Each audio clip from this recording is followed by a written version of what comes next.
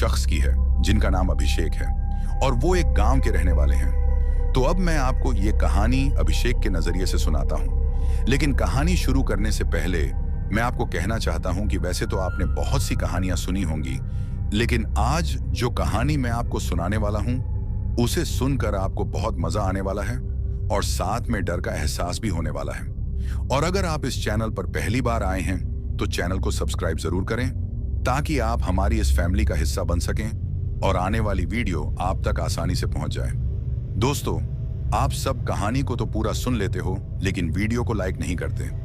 लेकिन इस बार मुझे आप सबसे पूरी उम्मीद है कि आप सब वीडियो को लाइक करेंगे ताकि मुझे भी ये एहसास हो सके कि मेरी मेहनत आप सबको पसंद आ रही है। आपका एक लाइक मुझे और भी बेहतरीन कहानियां लाने का हौसला देता है। तो चलिए अब ज्यादा समय ना लेते हुए जल्दी से जल्दी अपनी कहानी को शुरू करते हैं। दोस्तों, मेरा नाम अभिषेक है और मैं एक गांव का रहने वाला हूं। मेरी जिंदगी एकदम सामान्य ढंग से चल रही थी।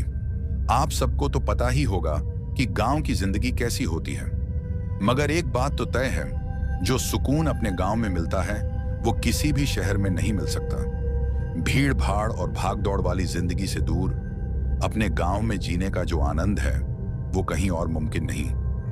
आप में से भी बहुत से लोग आज शहरों में काम कर रहे होंगे, लेकिन जब कभी भी आप अपने गांव लौटते हैं उस वक्त जो सुकून मिलता है वो शब्दों में बयान नहीं किया जा सकता।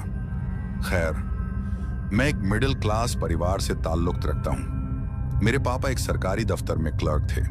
अब वो वहां से रिटायर हो चुके हैं। मैंने अपनी स्कूल की पढ़ाई गांव से थोड़ी दूर एक सरकारी स्कूल से की थी। मैं हमेशा अपने काम से काम रखता था। दोस्तियां तो बस नाम की थीं, क्योंकि माँ अक्सर समझाती थी, बहुत ज्यादा दोस्ती भी ठीक नहीं होती बेटा।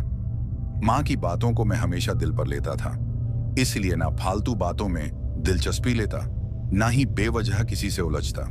मेरे परिवार में माँ, पापा, मैं और मेरी छोटी बहन है। माँ की तबीयत अक्सर खराब रहती थी और वो ज्यादातर बिस्तर पर ही होती थी। घर की सारी जिम्मेदारियां पापा ही उठाते थे। हर हाल में वो हमारे लिए मजबूती से खड़े रहते। स्कूल की पढ़ाई पूरी होते ही मैंने अपने ही जिले के एक कॉलेज में दाखिला ले लिया। पढ़ाई में मैं अच्छा था तो आगे बढ़ने की ललक हमेशा रही। स्कूल से निकलकर कॉलेज की जिंदगी में कदम रखना मेरे लिए किसी नए सफर की शुरुआत जैसा था। एक नई दुनिया, नए लोग और नए अनुभव। मैं बचपन से ही कॉलेज जाने के ख्वाब देखता था। अब जब वो सपना पूरा हुआ तो दिल में अजीब सी खुशी और थोड़ा डर दोनों था। लेकिन हाँ, ये एक ऐसा अनुभव था जो मेरी जिंदगी की रफ्तार को एक नए मोड़ पर ले जाने वाला था। अब कुछ दिन कॉलेज के बीतने के बाद मुझे एक लड़की बहुत अच्छी लगने लगी थी। उसका नाम सुमन था। सुमन देखने में बहुत खूबसूरत थी। आप सबको तो पता ही है कि ये कॉलेज वाली उम्र ही कुछ ऐसी होती है कि किसी न किसी से दिल लग ही जाता है। अब ये मैं नहीं जानता था कि ये मेरी अट्रैक्शन थी या फिर प्यार, लेकिन जब कभी भी मैं सुमन को देखता तो दिल खुश हो जाता था। उसका हंसना, बातें करना सब मुझे अच्छा लगता था। सुमन मेरे साथ ही पढ़ती थी। जब कभी भी मेरी बात उससे होती तो मेरा चेहरा लाल हो जाता था, क्योंकि मैं शर्मीला बहुत था। अब वक्त बीतता गया और मेरी जो अट्रैक्शन थी वो प्यार में बदल गई थी। मैं मन ही मन उससे प्यार करने लगा था। लेकिन मुझे हमेशा से एक बात का डर था, और वो डर ये था कि मुझे लगता था कि कहीं ये मेरा एक तरफा प्यार तो नहीं है। सुमन भी एक गांव की ही रहने वाली लड़की थी। वो भी पढ़ने लिखने में अच्छी थी। हालांकि वो पढ़ाई के टॉपिक पर अक्सर मुझसे बात करती रहती थी। अब उसकी बातों को प्यार समझना भी गलत था, क्योंकि हर किसी को पता नहीं होता कि अगले के दिल में क्या है। जब कभी भी कोई लड़का सुमन से बात करता था तो मुझे काफी अजीब लगता था और गुस्सा भी आता था। आप में से भी बहुत से लोगों के साथ ये सब कुछ हुआ ही होगा, और शायद आप में से कुछ लोग ये सब अनुभव भी कर रहे होंगे। खैर, अब कॉलेज के 2 साल कैसे गुजर गए पता ही नहीं चला, लेकिन एक बात जो अच्छी हुई वो ये थी कि मेरी सुमन के साथ अच्छी खासी दोस्ती हो गई थी। अब जिस तरीके से सुमन मुझसे बात करती थी, मुझे कभी ना कभी ऐसा जरूर महसूस होता था कि हो सकता है सुमन भी मुझे चाहती है। लेकिन आप सबको, जैसे कि मैंने पहले ही बताया, कि हम किसी के दिल की बात नहीं जान सकते हैं, अगले के दिल में क्या है। तो इसीलिए इस बात को ज्यादा सोचना कि वो भी मुझे चाहती है, ये बेवकूफी होती। अब थोड़ा और समय बीता और फिर मेरे कॉलेज का आखिरी साल भी खत्म होने वाला था। कुछ ही महीने बचे थे, लेकिन फिर मैं सोचने लगा कि अगर ऐसे ही रहा तो मैं कभी भी अपने दिल की बात सुमन को नहीं कह सकूंगा। लेकिन कहीं ना कहीं मुझे इस बात का भी डर था कि अगर सुमन को यह सब ठीक नहीं लगा तो जो दोस्ती मेरे और सुमन के बीच है वो भी टूट जाएगी। यही सोच सोचकर मुझे काफी टेंशन हो गई थी। मैं हर वक्त सोचता रहता था कि अपने दिल की बात सुमन से कहूं या नहीं। अब थोड़ा और समय बीता और फिर मेरी बेचैनी और बढ़ती गई, क्योंकि जैसे जैसे दिन निकल रहे थे मैं सुमन को खुद से दूर होता देख रहा था। लेकिन फिर एक दिन मैंने खुद को समझा ही लिया कि अगर आज अपने दिल की बात मैंने सुमन से नहीं कही तो फिर मैं हमेशा के लिए उसे खो दूंगा। और मैं ये भी सोच रहा था कि अगर सुमन को मुझसे प्यार नहीं भी होगा तो भी कोई बात नहीं, क्योंकि मुझे इस बात की तो तसल्ली होगी कि मैंने अपने दिल की बात बोल दी है। अब इस तरीके से खुद को हिम्मत देकर एक दिन मैंने सुमन से अपने दिल की बात बोल ही दी। मैंने सुमन से कहा कि सुमन, मैं तुम्हें बहुत प्यार करता हूं। मैंने काफी कोशिश भी की कि तुमसे अपने दिल की बात कहूं, लेकिन हर बार मेरी हिम्मत नहीं होती थी, क्योंकि मुझे लगता था कि कहीं तुम्हें बुरा ना लग जाए। अब जैसे जैसे ये साल बीत रहा है मैं तुम्हें खुद से दूर जाता देख रहा था, इसीलिए आज मैंने तुमसे अपने दिल की बात कह दी है। अब तुम्हें बुरा लगे या अच्छा, इस बात से मुझे कोई फर्क नहीं पड़ता। सुमन मेरी बातों को काफी ध्यान से सुन रही थी। उसके बाद मैं सुमन से यह भी कहता हूं, जो मेरे दिल में था मैंने तुमसे कह दिया है। अगर मेरी बातों का बुरा लगा हो तो मुझे माफ कर देना। अब मेरी ये बातें सुनकर सुमन अभी भी शांत थी। मुझे उसका इस तरह शांत रहना ठीक नहीं लग रहा था, और कहीं ना कहीं मुझे लग रहा था कि शायद सुमन को मेरी बातों का बुरा लग गया है। उसके बाद मैं वहां से वापस आने लगता हूं, लेकिन तभी मेरे कंधे पर एक हाथ आता है और वो हाथ सुमन का होता है। उसके बाद मैं पीछे की तरफ देखता हूं तो मैं देखता हूं कि सुमन भी नम आंखों से मुझे देख रही थी और फिर हल्की मुस्कान के साथ मुझसे कहती है, मैं भी तुमसे प्यार करती हूं और मैं भी तुमसे अपने दिल की बात कहना चाहती थी। मुझे भी तुम्हारी तरह ही लगता था कि तुम्हें मेरी बात का बुरा ना लग जाए। अब सुमन के मुंह से ऐसी बात सुनकर मेरी खुशी का ठिकाना नहीं रहता और फिर मैं उसे गले लगा लेता हूं। दोस्तों, उस वक्त जो सुख मुझे मिल रहा था वैसी खुशी मुझे आज तक नहीं हुई। ऐसा लग रहा था जैसे मैंने सारी खुशियां पाली हों। खैर, अब ये बात तो साफ हो गई थी कि सुमन भी मुझे चाहती है, लेकिन अब एक दिक्कत थी, और वो दिक्कत ये थी कि अब हम दोनों को अपने घर वालों से इस बात को कहना था कि हम दोनों एक दूसरे को चाहते हैं। उसके बाद हम दोनों फैसला करते हैं कि हम दोनों अपने अपने घर में इस बारे में बात करें।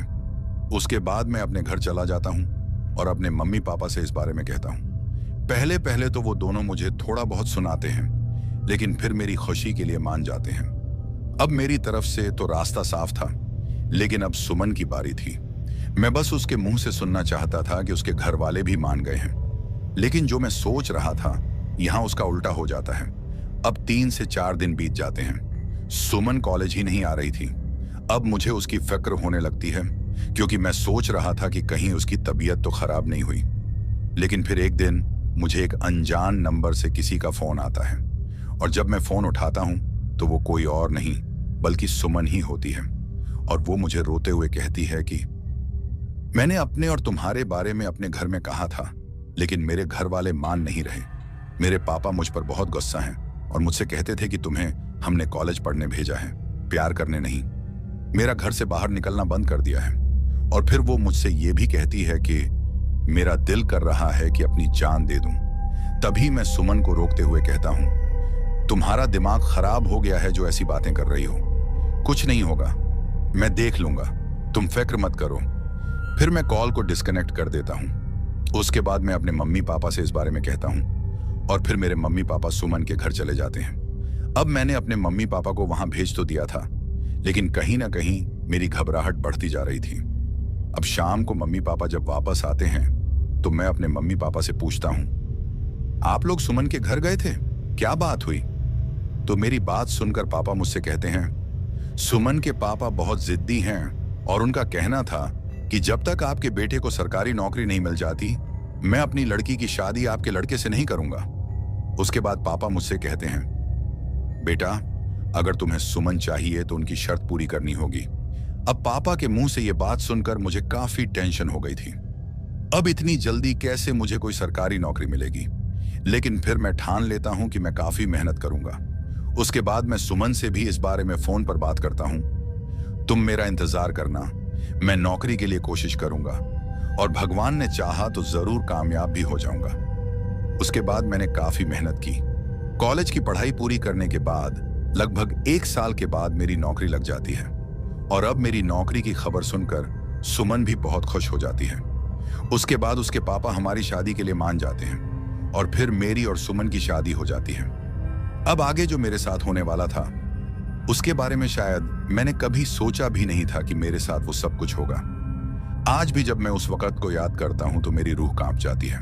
दोस्तों, हमारी शादी के बाद हम दोनों काफी खुश थे। मेरी नौकरी लगने के बाद मेरे घर का सिलसिला और भी अच्छे से चल रहा था और फिर कुछ महीनों बाद हमने एक गाड़ी खरीद ली। सब कुछ अच्छे से चल रहा था। मेरे घर में जैसे खुशियों की बहार आ गई थी। लेकिन शायद मुझे इस बात का पता नहीं था कि ये खुशियां अब कुछ ही दिनों की हैं। मतलब कि अब गाड़ी लेने के 2 महीने बाद मेरे पापा की हार्ट अटैक से मौत हो जाती है और उनकी मौत से मैं पूरी तरह टूट गया था, क्योंकि मैं अपने पापा से बहुत प्यार करता था। अब इस बात का दुख वही समझ सकता है जिसके पापा इस दुनिया में नहीं है। एक बाप का साया बहुत बड़ी बात होती है अपने बच्चों पर। खैर, पापा के चले जाने के बाद सुमन ने मुझे संभाला और मेरी माँ को भी। पापा के जाने के बाद माँ बहुत ज्यादा बीमार रहने लगी थी। अब कुछ महीने और बीत जाते हैं और अब सब कुछ पहले की तरह सामान्य होने लगता है। अब सुमन को बहुत वक्त हो गया था अपने मायके जाए हुए और ऊपर से उसकी छोटी बहन की शादी भी नजदीक थी। यही कोई 1 हफ्ता बचा था सुमन की बहन की शादी को। तभी सुमन मुझसे कहती है कि आप कुछ दिन की छुट्टी ले लो, वैसे भी मेरी बहन की शादी है तो हमको कुछ दिन पहले ही चले जाना चाहिए। तो सुमन की बात सुनकर मैं उससे कहता हूं, मैं छुट्टी तो ले लूंगा, लेकिन तुम्हें तो पता ही है कि माँ की हालत कुछ दिनों से ठीक नहीं है और हम इतनी जल्दी भी नहीं जा सकते। उसके बाद सुमन का चेहरा थोड़ा मायूस सा लगता है। अब उसको इस तरीके से देखकर मैं उससे कहता हूं, तुम नाराज मत हो, मैं कोशिश करूंगा कि तुम्हें शादी से 2 से 3 दिन पहले ही ले चलूं। तो मेरी बात सुनकर सुमन खुश हो जाती है। अब अपने ऑफिस का काम खत्म करके मैं कुछ दिनों की छुट्टी रख लेता हूं और फिर हम दोनों सुमन के मायके जाने की तैयारी कर लेते हैं। मतलब कि पैकिंग वगैरह कर लेते हैं। लेकिन जाने से पहले मैं अपनी माँ के पास जाता हूं और उनसे कहता हूं, माँ, आपको तो पता ही है कि सुमन की बहन की शादी है, उसका जाना जरूरी है। अगर आपको लगता है कि आपकी सेहत अभी ठीक नहीं है तो मैं सुमन को पहुंचाकर वापस आ जाऊंगा। तो मेरी बात सुनकर माँ मुझसे कहती हैं, नहीं बेटा, तुम जाओ, मैं ठीक हूं। वैसे भी शीतल है मेरा ख्याल रखने के लिए। दोस्तों, मेरी छोटी बहन का नाम शीतल है। उसके बाद मैं और सुमन वहां से सुमन के मायके की तरफ निकल जाते हैं। लेकिन निकलने से पहले मैं शीतल से कहता हूं, अगर तुम्हें लगे कि माँ की तबीयत ठीक नहीं है तो मुझे जरूर फोन कर लेना। तो मेरी बात सुनकर शीतल मुझसे कहती है, आप जाओ भैया, अगर ऐसी वैसी कोई भी बात हुई तो मैं जरूर आपको फोन करूंगी। अब उसके मुंह से ये बात सुनकर मुझे थोड़ी तसल्ली हो जाती है कि चलो शीतल है माँ का ख्याल रखने के लिए। उसके बाद मैं और सुमन घर से सुमन के मायके की तरफ निकल जाते हैं। सुमन का जो मायका था वो एक पहाड़ी नुमा इलाके में था और वहां तक पहुंचने में हमें लगभग 2 से 3 घंटे का सफर करना था, क्योंकि वहां जो सड़क थी वो सड़क कच्ची थी और उस तरफ की जो सड़क थी वो जंगल नुमा इलाके से गुजरती थी। हम घर से दिन के 2 बजे निकल जाते हैं। सुमन बहुत खुश थी क्योंकि वो काफी वक्त बाद अपने मायके जा रही थी, लेकिन मुझे अभी भी माँ की फिक्र हो रही थी और मैं सोच रहा था कि शीतल सब कुछ अच्छे से संभाल तो लेगी ना। खैर, मैं और सुमन अब आगे बढ़ रहे थे। रास्ते में सुमन बहुत सारी बातें कर रही थी। मैंने सुमन को इस तरह से खुश होते आज काफी दिनों बाद देखा था, क्योंकि उसे अपनी छोटी बहन की शादी का काफी शौक था। अब हमने आधे से ज्यादा का सफर कर लिया था, लेकिन मौसम अब हमें खराब होता नजर आने लगा था। ऐसा लग रहा था जैसे अब कुछ ही देर बाद बारिश लगनी शुरू हो जाएगी, और अगर रास्ते में बारिश लगी तो ये हमारे लिए ठीक नहीं होगा, क्योंकि रास्ता कच्चा था और उस सड़क की जो मिट्टी थी वो देखने में चिकनी लग रही थी। अगर हमारे पहुंचने से पहले बारिश हुई तो फिर हमारी गाड़ी को वहां पहुंचाना काफी मुश्किल हो जाएगा, क्योंकि अगर बारिश हुई तो सड़क कच्ची होने की वजह से हमारी गाड़ी स्लिप करने लगेगी। खैर, अब इस बात को ध्यान में रखते हुए मैं गाड़ी को थोड़ा तेज कर लेता हूं ताकि सफर जल्दी से कट जाए, लेकिन सड़क में गड्ढे होने की वजह से मैं उतना ज्यादा तेज भी गाड़ी को नहीं चला सकता था, क्योंकि अगर मैं ऐसा करता तो शायद मेरी गाड़ी में प्रॉब्लम भी आ सकती थी और मैं नहीं चाहता था कि ये सब हमारे साथ हो। अब कुछ देर वैसे ही चलने के बाद हम सुमन के गांव के काफी करीब आ जाते हैं और जैसे ही हम वहां पहुंचने वाले होते हैं, बारिश शुरू हो जाती है। हमारे देखते ही देखते काफी तेज बारिश आ जाती है। लेकिन अच्छी बात यह होती है कि जब तक पूरी सड़क गीली होती, उससे पहले ही हम लोग सुमन के गांव पहुंच जाते हैं और फिर हम लोग सुमन के घर चले जाते हैं। घर पर पहुंचने के बाद सुमन की माँ, उसकी बहन और उसके पापा काफी खुश हो जाते हैं। सभी हमारा हालचाल वगैरह पूछते हैं। सब बहुत खुश लग रहे थे, लेकिन मुझे अभी भी अपनी माँ की चिंता सताए जा रही थी। पहुंचने के बाद मैंने शीतल को फोन भी किया और शीतल ने मुझे बताया कि माँ बिल्कुल ठीक है। शीतल की बात सुनकर मेरी थोड़ी टेंशन कम हो जाती है। अब वो वाला दिन तो गुजर जाता है। हम लोग सुमन की बहन की शादी के 3 दिन पहले ही गए थे। अब अगले दिन मेरे जो ससुर हैं, वो किसी काम से दूसरे गांव में शादी का न्योता देने चले जाते हैं। उस दिन भी मौसम ज्यादा खराब लग रहा था। अब मेरे देखते देखते वो दिन भी ढल जाता है। शाम हो गई थी और मेरा मन काफी बेचैन हो रहा था। अब जो बेचैनी उस वक्त मेरे मन में चल रही थी, आज से पहले मैंने कभी भी वैसा अनुभव नहीं किया था। मैं सच बताऊं तो मैं एक जगह पर टिक ही नहीं पा रहा था।